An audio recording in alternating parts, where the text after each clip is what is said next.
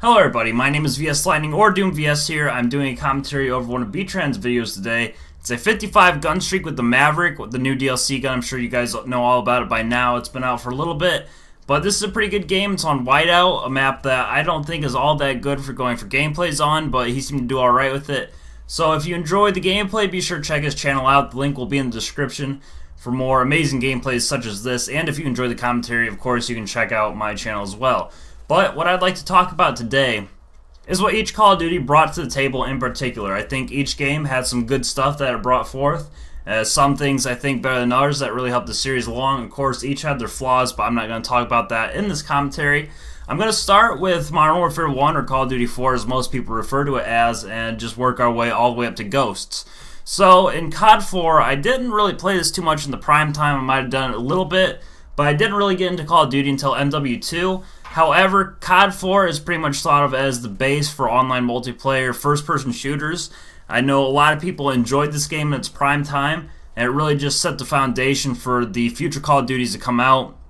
It was the first that we see in our perks and kill streaks in Call of Duty, and even though it only had the 3 kill streaks, which were the UAV, the airstrike, and the attack helicopter, I believe, it again set the foundation for the future games to bring even more kill streaks in and kind of expand through that. And that's really what Call of Duty 4 brought to the table. It was just the base for the future Call of Duties. World at War didn't bring too much to multiplayer, but it did have zombies, which is a gigantic thing in Call of Duty now.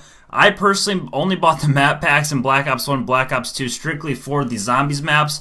But when it comes to multiplayer, it didn't really have anything new aside from tanks in a game mode called War. That's the only one that I remember that was new to Call of Duty, and both of those aren't in any of the other Call of Duties.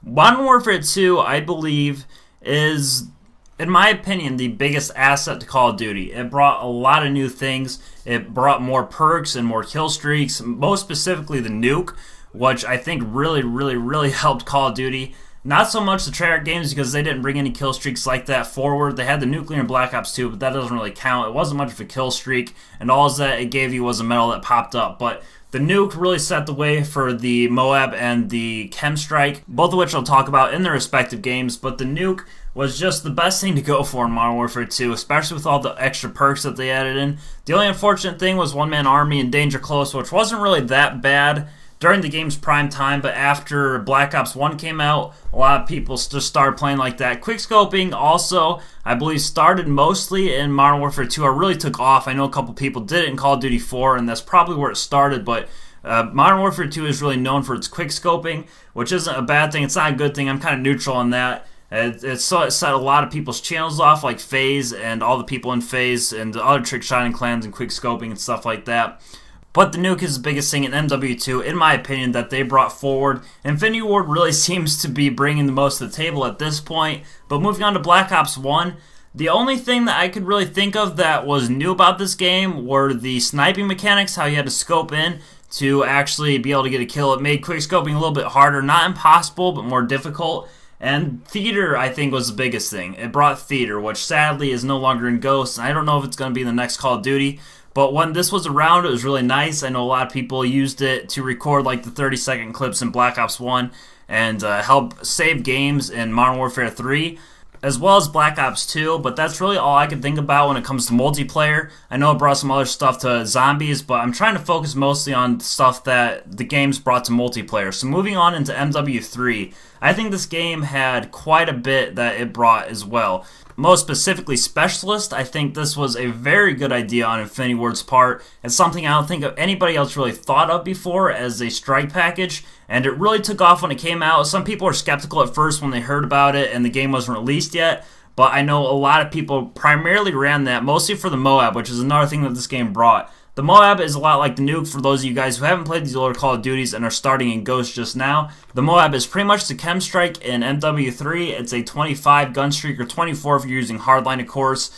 But it's a little bit different than the nuke because in MW2, your kill streaks would stack. For instance, you could get the Harriers, which all the kills from that would count up to your next kill streak, which was generally the AC-130 or the Chopper Gunner, and then you could use the Chopper Gunner or the AC-130 to get your nuke.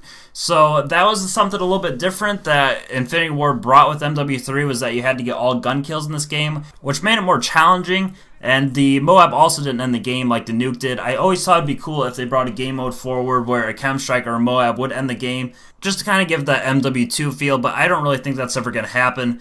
MW3, of course, had more death streaks as well, but a lot of people don't like those, so I'm not even going to get into those. So having said that, let's move on into Black Ops 2. I believe the biggest thing that this game brought to the Call of Duty franchise was the competitive support that this game had. League play and the tournaments that the people at Treyarch put on in Anaheim and the $1 Million tournament and all that stuff, it really kicked off competitive. And since that competitive has really grown, a lot of people have said that this game was meant for competitive, even though I don't think that's entirely accurate, but it brought things like Hardpoint, which was a very big competitive game mode. I'm not sure why Ghost didn't bring that back. Maybe the map size, it probably would have had some issues with that. But competitive is really big now. It's a huge thing. I think it might even be bigger than pubs. The tournaments were pulling like 60,000, 70,000, I think even up to maybe 90,000 viewers when they were doing some of the tournaments. So Black Ops 2 really helped kick off that.